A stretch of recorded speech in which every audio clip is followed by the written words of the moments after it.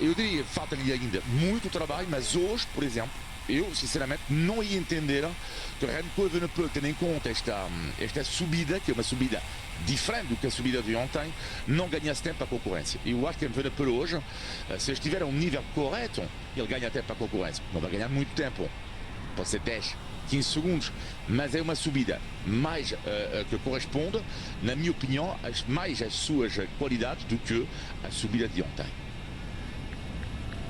Esta etapa de hoje dá para fazer diferenças grandes. Quando aqui passaram os ciclistas em 2024, na altura com Pogačar como líder, Pogačar ganhou e fez nesta etapa, que era, não digo exatamente igual, mas muito parecida, pelo menos esta parte para onde os ciclistas vão passando, daqui até a final é exatamente igual. E o Pogačar fez nada mais, nada menos do que 57 segundos de diferença para Egan Bernal e para Mikel Landa. Para Henrique mais 2 minutos e 14. Chris Harper chegou a 2.16, António Tibério a 2.16, João Almeida a 2.18, o décimo chegou a 2 minutos e 38. Portanto, esta é uma etapa que dá para fazer diferenças. Não sei se hoje o Vingegaard, que vai aqui tão bem posicionado, já na segunda posição, ali atrás, não precisa de ir ali, mas já vai.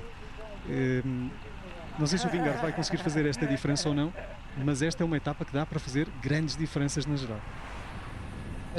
E até depois para segundos, terceiros, quartos lugares podem fazer grandes diferenças. Portanto, passando pelo Col de Pradel, tendo depois a subida intermédia e depois a subida final de Queralt. É exatamente o mesmo perfil de etapa daqui até a final. Olhando na perspectiva daquilo que Vingegaard disse da própria boca, que hoje em dia o ciclismo moderno precisa-se de vincar bem as vitórias, ele hoje vai atacar. Não acredito que vá apenas ir só na roda. É um ciclista que vamos ver atacar na última subida. Vamos ver se alguém se antecipa a essa situação ou se vão estar à espera dessa movimentação do dinamarquês, mas ele quer carimbar de alguma forma como fez no Paris-Nice e ter a certeza que amanhã no circuito de Barcelona não vai ter qualquer tipo de precalços num circuito que é sempre muito complicado de ser controlado por qualquer equipa que seja, e vimos isso no ano passado quando a UAE controlava para a Ayuso. A equipa não teve capacidade de controle e a Ayuso sozinho também não deu conta do recado quando o Roglic arrancou. E um minuto que seja de vantagem é uma segurança, eu diria, muito confortável para Vingegaard, mas Vingegaard não quer ganhar por um minuto. Ele quer ganhar por mais, quer sentenciar, ele quer fazer algo que vê Pogačar também fazer, e eu acho que isso é o contágio que Pogačar vai deixando no pelotão internacional. Os outros ciclistas, quando estão sem Pogačar em competição, querem fazer algo idêntico, para que não seja esquecido essas vitórias. Atenção que dentro do grupo intermédio há também uma cisão, portanto há ali alguém que está a aumentar muito o ritmo, não sei se será o Ciccone, e que faz com que haja um corte no grupo. Há uma tentativa de chegar à frente, ainda estamos a 4 km do alto e Ciccone tem 20 segundos para chegar a Soler e discutir com ele os 26 pontos. E, consequentemente, a luta pela classificação da montanha, isto quando o Mountain fica para trás nesta altura, com dificuldade pelo menos em seguir ao ritmo de Soler, últimos 4 km vai ser muito difícil. Esta parte é muito dura, penso que é realmente complicado. Quem quiser atacar aqui faz diferenças, parte completamente o pelotão lá atrás. Se acontece aqui na frente a corrida, imagine-se na parte de trás, daqui a pouco talvez 20, 30 ciclistas apenas no grupo de Vingegaard. E o próximo quilómetro vai ser mais duro. É mais difícil que a Serra, Paulo, não é? Não, esta aqui é mais simples. Esta é mais simples em relação a... Caramba.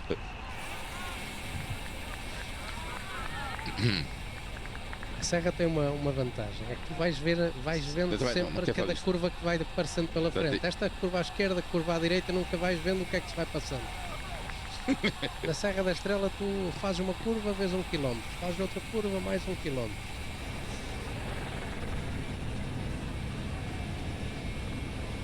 Os ciclistas hoje terminam em Santa Coloma de Queralt, portanto já um pouco para baixo, para sul dos Pirineus.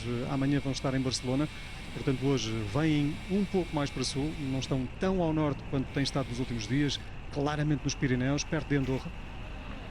Hoje, aos poucos e poucos, vão se aproximando mais do sul. Ainda estão a norte, mas vão descer ao longo da jornada. Ainda faltam 63 km. Esta etapa ainda tem muito para contar.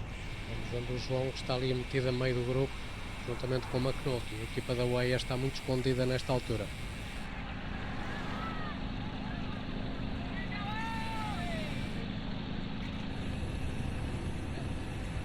A questão João Almeida é uma questão independente de todas as outras, particularmente das questões da geral. Acho que o João para a geral já não tem nada a dizer. Ontem perdeu muito tempo, teve uma queda, as coisas também não estavam fantásticas. Parece que o João ainda precisa, lá está, de um pouco mais de evolução, de fazer o tal estágio em altitude do qual se tem falado, e depois logo vamos ver em que ponto está o João Almeida quando chegar a volta à Itália, que é o grande objetivo desta primeira metade da temporada.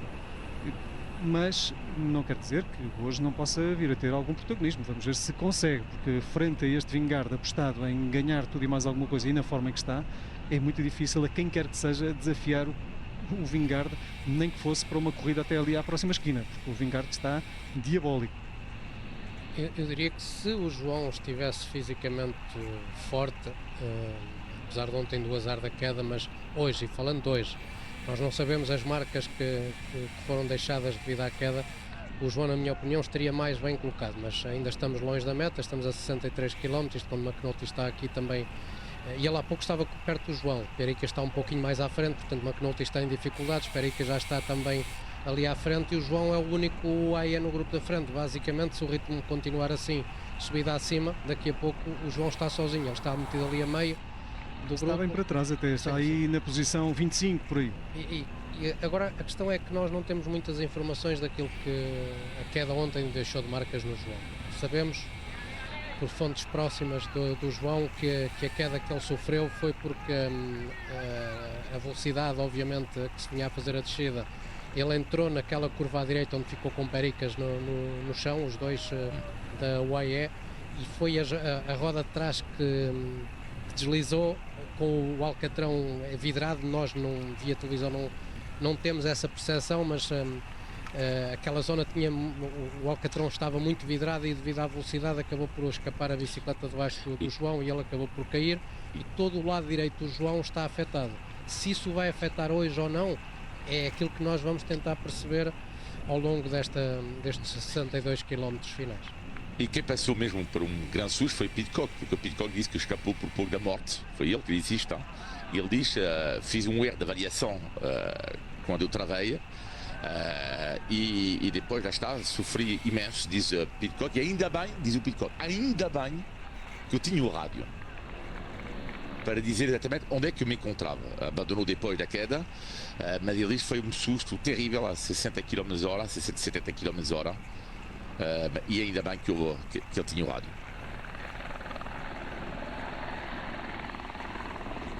Pidcock não partiu hoje, ele ontem chegou a concluir a etapa, mas hoje já não partiu. E Marc Soler vai na frente, mas com o Manton muito perto e principalmente com os outros muito perto. Portanto, parece-me que Soler calculou mal as distâncias e ainda vai ser alcançado. Se bem que aqui, note-se que 400 metros ou 200 metros aqui demoram muito tempo a ser cumpridos. Portanto, esta vantagem do Soler, que não é grande, de facto, em termos de tempo, ainda é alguma coisa.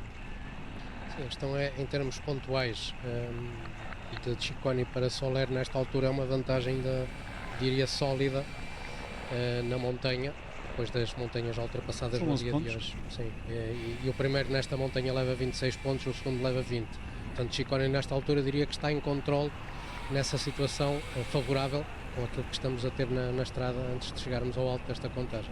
A etapa de amanhã também tem contagens de montanha e todas somadas podem acabar por permitir, seja ao Ciccone ou seja ao Soler, virem a garantir a vitória, no caso de um ou outro hoje estarem atrás do outro, e inevitavelmente um estará atrás do outro. O Marc Soler, cada vez que o vejo, faz-me lembrar uma expressão francesa. A expressão francesa que é muito comum em França, que é électron libre. Électron livre. Luís é especialista de eletrões, mas basicamente électron libre em francês é alguém que é independente, muito complicado de fazer encaixar num quadro, que age basicamente segundo a sua própria lógica e que é bastante imprevisível. Não acham que isto é a definição de Marc Soler? Eu acho que ele é previsível na imprevisibilidade, ou seja, ele acaba sempre por fazer a mesma coisa, portanto torna-se previsível. Mas um eletrão livre é um eletrão que se desprendeu da órbita do seu núcleo atómico e, portanto, vai um bocadinho à sua vida à vontade do freguês. Mas sim, pode ser um bocadinho o Marc Soler, que está desprendido da sua órbita, que será a sua equipa, e faz um bocado aquilo que quer.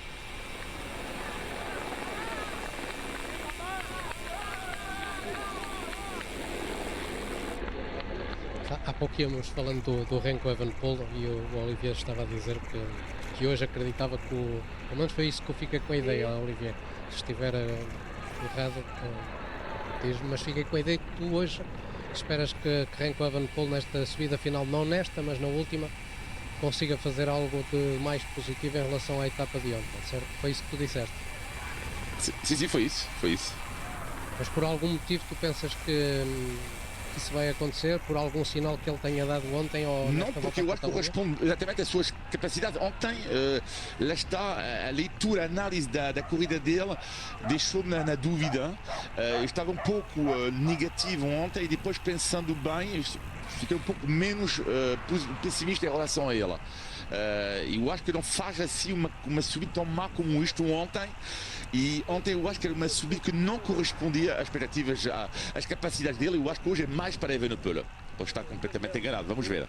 Sabes que eu estava ontem à noite a ver os resultados da etapa e estava precisamente a fazer comparações ao UAE Tour, quando ele perde a liderança naquela primeira das etapas de montanha, onde o Félix Gall faz muitos ataques, e do UAE Tour para esta volta à Catalunha são os únicos dois ciclistas que aqui estão na competição, Gall e Remco Evenepoel. E nesse dia o Remco Evenepoel perdeu cerca de 1 minuto para Félix Gall. Foi aquilo que basicamente também perdeu ontem para o ciclista da Decathlon. Portanto, ou os dois subiram de forma, ou não houve grande evolução de Remco Evenepoel, porque ainda assim Remco Evenepoel perde 1 minuto e 40 em relação a Vingegaard na subida em 7 km, que é muito tempo na minha opinião. Veja-se que o pelotão começa, exatamente, o pelotão começa a alongar e o João fica para trás num grupo atrasado. Vamos ver também Evenepoel. Evenepoel está aqui ainda com 2 colegas de equipa, portanto Evenepoel ainda está na frente, mas as coisas começam a ficar muito duras para muito boa gente e não tarda nada. Este grupo tem 7 ou 8 unidades e ainda estamos com 60 km pela frente. Cá está o João Almeida a ficar atrasado, é o último dos UAE. Se não houver ali grandes repelões, o João é provável que ainda consiga concluir esta subida integrado no grupo, vamos ver. Na frente da corrida, já agora há que fazer também menção a isso, temos então o Marco Soler com uma ligeira vantagem, depois o Byron Munten, que já foi entretanto alcançado pelo Giulio Ciccone, pelo ciclista norueguês da equipa da Ineos, o Embert Svedstad Bordseng, está portanto também ali em conjunto ainda com Richard Carapaz muito perto também da frente da corrida. Depois está o outro grupo com o Cataneu, o Ramses de Bruyne, mas estes grupos começam entretanto a desfazer-se. E o próprio grupo de Carapaz e principalmente Ciccone. Está o destaque para o João, a sofrer, a tentar manter-se. O João, este ano parece-me que vai ter um longo caminho para chegar à sua melhor forma, mas lá chegará. Esperemos que chegue no momento exato, que seja, portanto, na volta à Itália. Sim, será a próxima corrida que nós vamos ver competir, porque também não fará mais nada antes disso. E cá está o óbvio a acontecer. Soler atacou cedo demais, a 1400 metros vai ser alcançado por um Ciccone muito mais certeiro. Quanto ao ciclista sul-africano, já ficou para trás também, tentou seguir ao ritmo de Soler, ainda não é para ele este ritmo do World Tour. Ainda não é, ele tentou, a ambição está lá. A questão é que estamos a falar de um Ciccone que é um trapador nato. Isto quando vamos vendo aqui. E há mexidas aqui atrás, a gente a tentar sair. Este é o Movistar, pareceu-me ser. Movistar está a correr, afinal de contas, em Espanha, apesar das intenções independentistas da Catalunha, continua a ser Espanha. E, é 8 Brooks que está a atacar. Em casa, 8 Brooks, exatamente, a tentar fazer a diferença. Henrique Mas disse: estou aqui na volta a Catalunha para ajudar Sian de Brooks. E a partir daí ele diz: eu serei o líder da equipa na volta à Itália. Objetivo pódio para Henrique Mas no Giro. João em grande dificuldade, mas vai se mantendo em contacto ali a 10 metros talvez da parte de trás do grupo, nem tanto. Ontem, e nós não podemos obviamente fazer comparações, porque estamos aqui sentados em estúdio e não sabemos o que os ciclistas sofrem quando têm uma queda.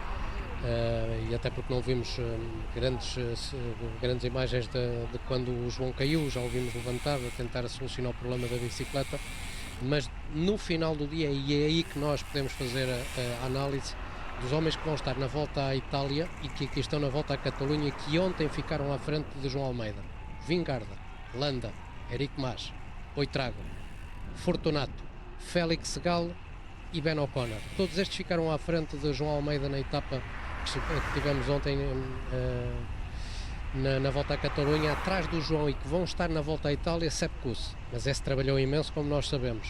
Juan Pedro Lopes, que é o terceiro ou quarto ciclista da Movistar nesta competição. Carapaz está hoje na frente. Hindley trabalhou também dentro da Red Bull, e Ciccone é um ciclista que se desligou logo ao primeiro dia e está a lutar pela montanha. Portanto, há aqui missões diferentes de muitos outros ciclistas que também vão estar na Volta à Itália. Bom, mas aí lá está, aquilo que é extremamente relevante é que o João caiu e esses Claro, outros ciclistas não caíram, portanto logo aí, E nota-se as marcas no cotovelo direito aqui do João. e entretanto reentrou no grupo.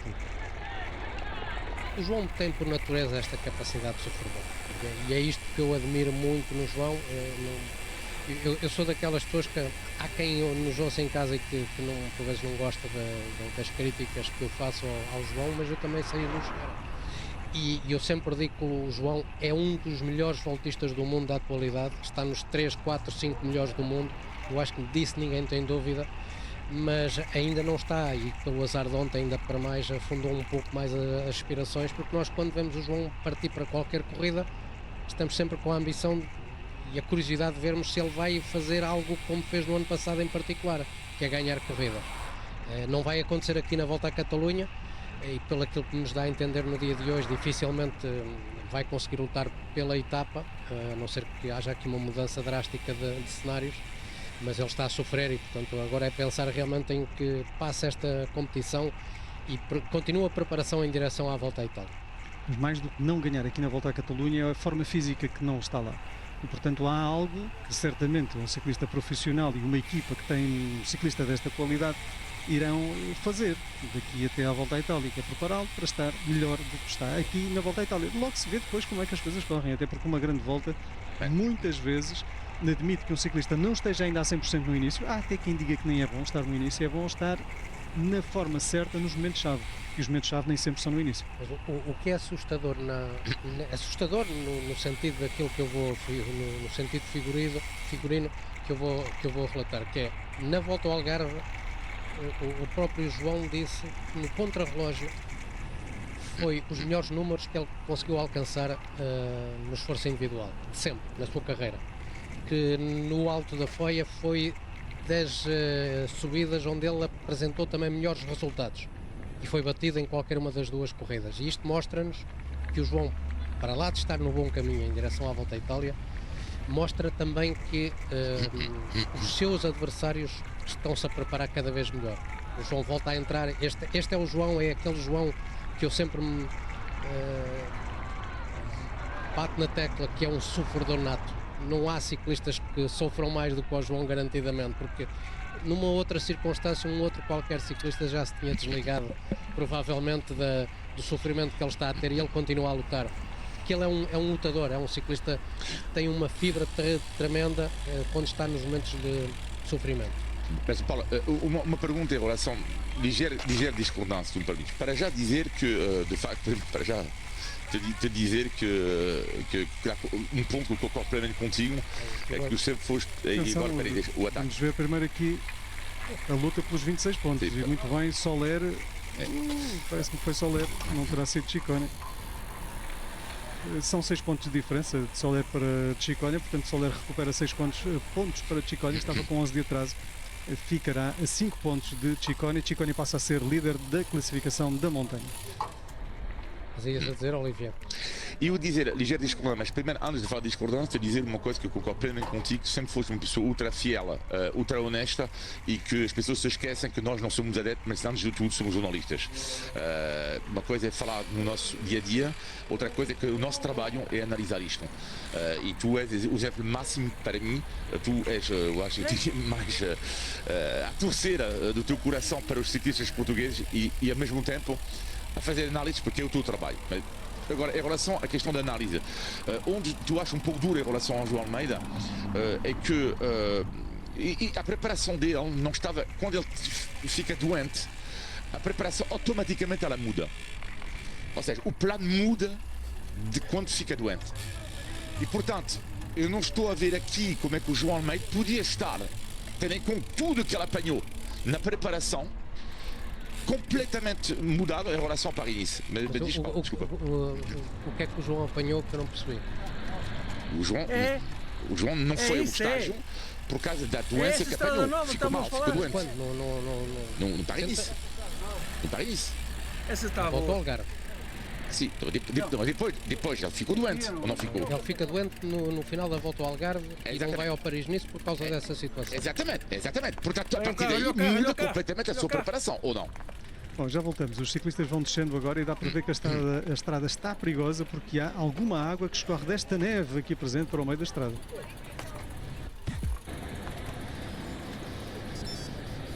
Estamos a 55 km do final da penúltima etapa da Volta à Catalunha. Ontem, Jonas Vingegaard fez a diferença. Tinha andado até ao dia de ontem a discutir quase palmo a palmo com Remco Evenepoel a liderança na classificação geral, apesar de nenhum nem outro terem passado por lá, mas andavam os dois, diríamos que ali numa rivalidade. Certo dia atacou Remco Evenepoel, ganhou até alguma vantagem num dia em que havia vento. O único a seguir com ele foi Jonas Vingegaard. Depois Evenepoel caiu e Vingegaard acabou por ser alcançado. Também, diz ele depois no final, não queria ganhar com o infortúnio dos outros. Na verdade, um e outro podiam ter ficado em primeiro e segundo da classificação geral, acabaram por não ficar. Houve depois, entretanto, um encurtamento de uma etapa que devia ter terminado com uma chegada em alto, que podia fazer diferenças e que acabou por não fazer, porque da subida final fizeram apenas qualquer coisa como 150 metros, nem isso. Acabou, portanto, por ser encurtada muito a etapa porque havia vento muito forte no alto, e então os sprinters de capacidade também para terreno um pouquinho mais duro acabaram por mais uma vez controlar, diríamos assim, a corrida. E ontem finalmente então Vingegaard no seu terreno fez a diferença, ganhando grande vantagem a toda a restante concorrência. Está nesta altura com quase um minuto de avanço sobre o segundo, Félix Gall. Olhando para a frente e olhando nomeadamente para a Volta à Itália, que Volta à Itália vamos ter? Uma Volta à Itália com muita montanha? Uma Volta à Itália com muito contrarrelógio? Ou então vamos ter uma Volta à Itália com bastante montanha, mas já vimos edições com mais montanha do que a deste ano. O que eu quero dizer com isto é que com mais chegadas em alto muito duras. Vai continuar a ter sempre chegadas em alto muito duras, vai ter uma etapa enormíssima, a etapa do Blockhouse. A chegada lá está ao Blockhouse, que é uma subida dura de primeira categoria, mas não é a mais dura da Volta à Itália.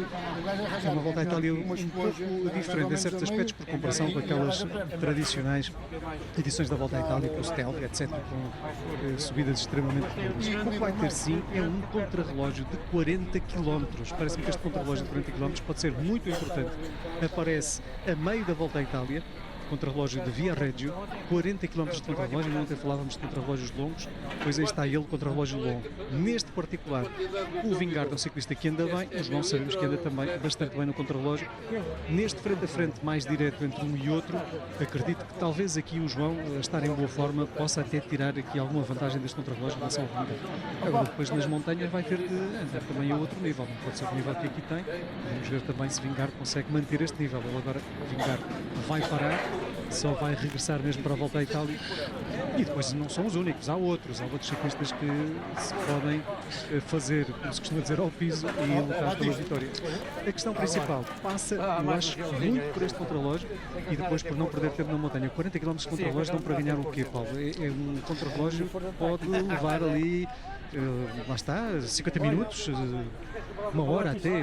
É um contrarrelógio plano, portanto uma hora em princípio não demorará, eles farão uma média superior a 40 km por hora, mas os 50 minutos, 40 e muitos minutos, poderá demorar 40 km a perder-se 2 ou 3 segundos por quilómetro.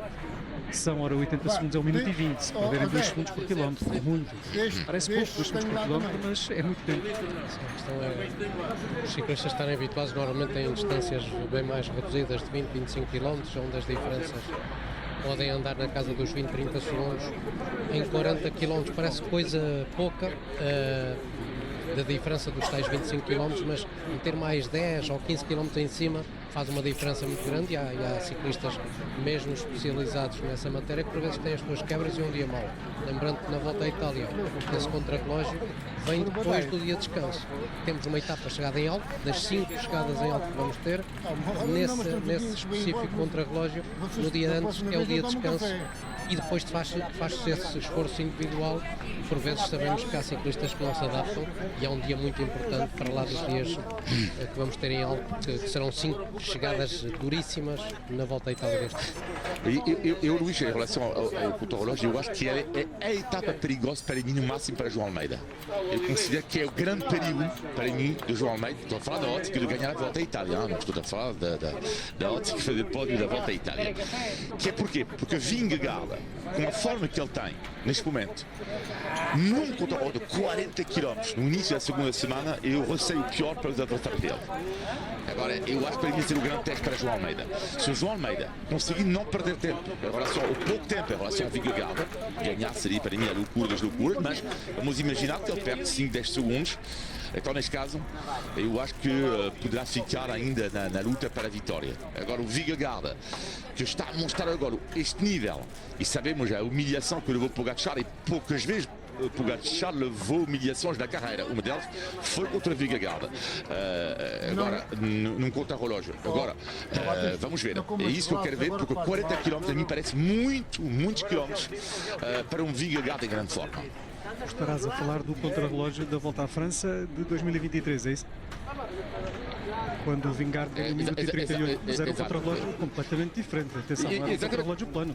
Era um contrarrelógio que tinha, posso concluir, tinha uma subida de qualquer coisa como 8 km, onde os ciclistas apanhavam rampas a 8%. Portanto, era um contrarrelógio, é verdade, com boa parte plano, um contrarrelógio com metade da extensão, 22 km, e com grande parte a ser de subida. Portanto, havia uma subida logo no início e depois havia uma subida muito longa a partir, diríamos, do último quarto do contrarrelógio. Portanto, é muito diferente. Não sei até que ponto é que num contrarrelógio plano o Vingegaard tirará tanto proveito. O Vingegaard tem algumas vitórias em contrarrelógios, salvo erro, uma delas até aqui na Volta ao Algarve, mas não tem assim muitas vitórias em contrarrelógios. Não sei.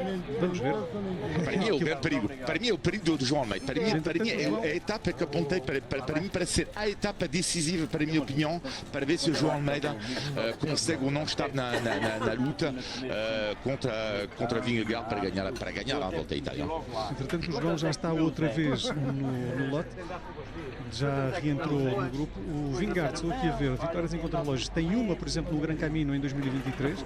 Portanto, antes dessa outra vitória no contrarrelógio que rendeu também a vitória na Volta à França, ou foi muito importante, melhor dizendo, para a vitória na Volta à França. Esse era um contrarrelógio mais plano, mas na altura também os adversários não eram de enormíssima qualidade. Ganhou, no entanto, ainda assim, a um ciclista que é um dos melhores contrarrelogistas das últimas décadas, o Ron Dennis, campeão do mundo, mas é um campeão do mundo já de há 10 anos, quase 8, 9, 10 anos. Portanto, um Ron Dennis que já, entretanto, abandonou a competição, mas que na altura já era bastante entrado, não era propriamente o Ron Dennis no seu topo de carreira.